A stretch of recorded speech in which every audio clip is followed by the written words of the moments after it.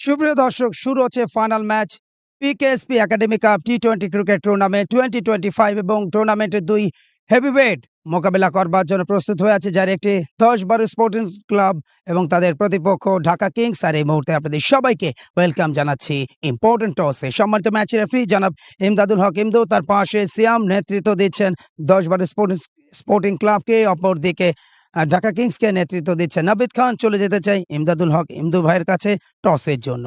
Toss সবসময় গুরুত্বপূর্ণ, head and tales, এবং এই মুহূর্তে চকচকে রোদ, ঝলমলে পরিবেশ।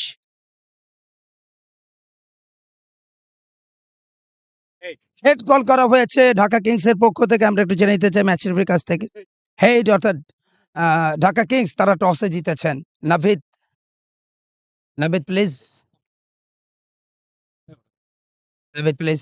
টসে জিতেছেন, ফাইনাল ম্যাচ, প্রতিপক্ষ কিন্তু অনেক শক্তিশালী, আপনারাও কিন্তু শক্তিমতের বিচারে কম নয়। কি সিদ্ধান্ত আসে টস জিতে? আমরা বোলিং এর সিদ্ধান্ত নিলাম।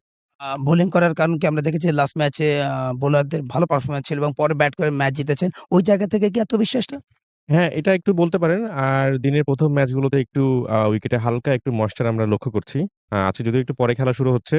তারপরেও হালকা একটু ময়েশ্চার আছে পিচে। আমি এটা দেখলাম। তো আমরা আগের সিদ্ধান্তেই থাকতে চাচ্ছি আরকি।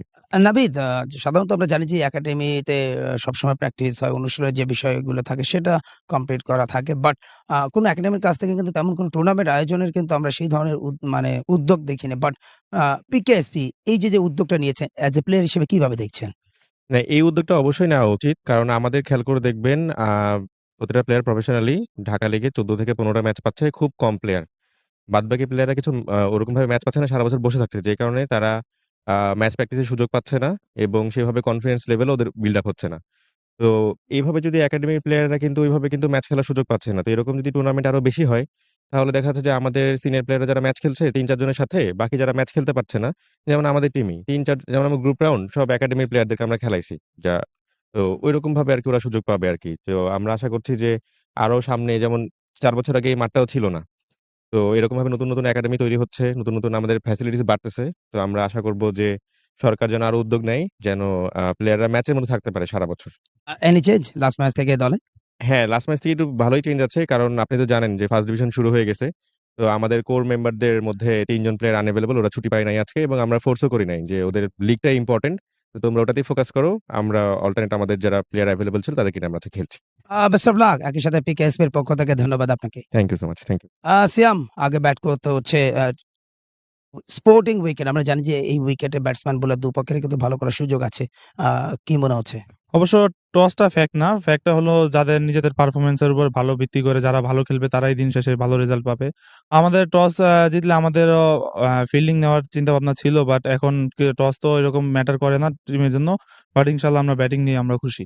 সেমিফাইনালে 160 প্লাস রান আপনারা চেজ করে জিতেছেন। ওই জায়গাটা একটা আত্মবিশ্বাসের পাশাপাশি মেরাজের আমরা দেখেছি যে 40 রান, 60 প্লাস রানের একটা ইনিংস ছিল জুবায়ের। কি মনে হচ্ছে? হ্যাঁ, আজকে আমাদের ভালো টিম, আমরা ভালো একটা কম্বিনেশন, আমরা ভালো চেস করছি। আমাদের ঐরকম রিদমটা ভালো আছে। আমরা অবশ্যই চেষ্টা করব যে আজকেও আমরা একটা ভালো স্কোর একটা অপোনেন্ট টিমকে দিতে, যেন ওনাদের একটু প্রবলেম হয় আমাদের রানটা চেস করতে। এক্সট্রা কোনো প্ল্যানিং রাখছেন প্রতিপক্ষ নিয়ে? না, আমাদের তেমন কোনো প্ল্যানিং নেই। আমরা নরমাল ক্রিকেটটাই খেলে যাবো। আমরা ক্রিকেট এনজয় করতে আসছি। আমরা নরমাল ক্রিকেটটাই খেলে যাবো। Best of luck. একই সাথে পিকেএসপি এর পক্ষ থেকে ধন্যবাদ আপনাকে। Thank you. সুপ্রিয় দর্শক, ২ ফাইনালিস্ট প্রত্যেকেই ট্রফিটা নিজেদের করে নিতে চায়। তবে এই মুহূর্তের খবর, টস জিতে ব্যাট নয়, বল করার সিদ্ধান্ত নিয়েছে ঢাকা কিংস।